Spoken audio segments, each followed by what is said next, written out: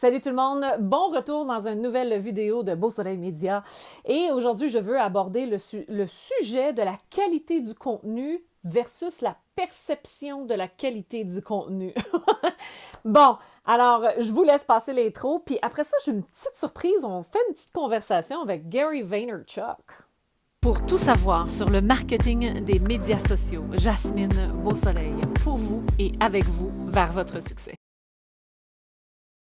Reason you're not breaking out is two of the pillars, speed and volume. And the third one's quality. That's the formula. The formula is speed, quantity, and quality. That's it. The third one you can't control. Not everybody's gonna be funny, not everybody's gonna be attractive. But the other two you can if you break it. So many people are struggling with putting out compelling content because they're overthinking their content, and then that means they're slow. When you overthink, you slow down.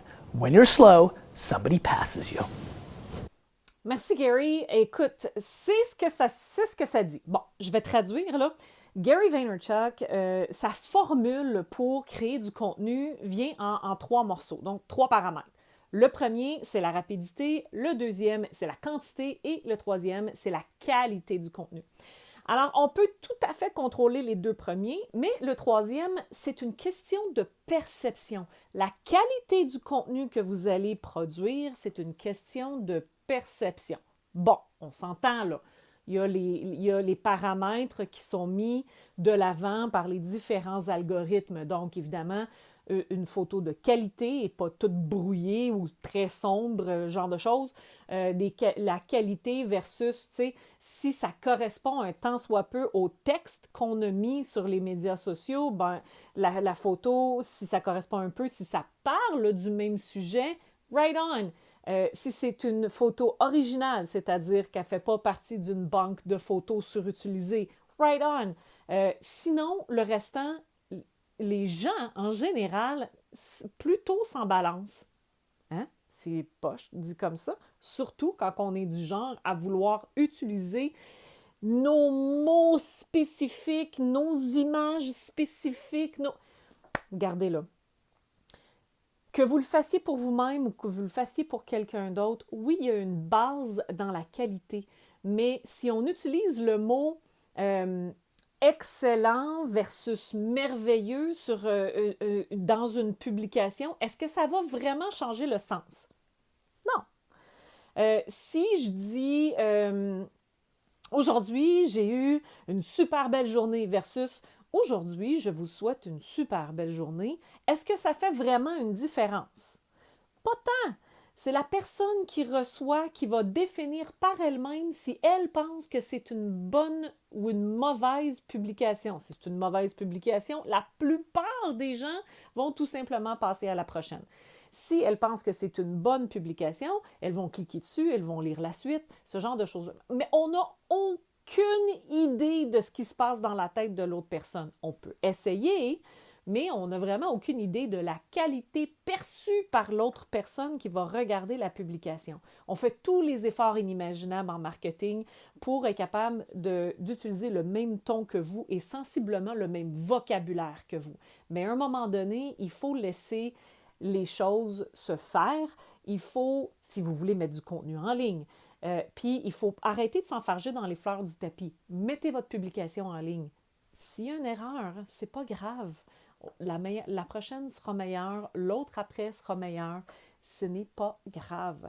Donc, l'histoire dans ce que Gary a dit, dans le fond, c'est enlevez-vous de votre propre chemin. Arrêtez de penser, puis de surpenser, puis d'analyser tous vos mots, puis vos images, puis les choses que vous mettez sur les médias sociaux.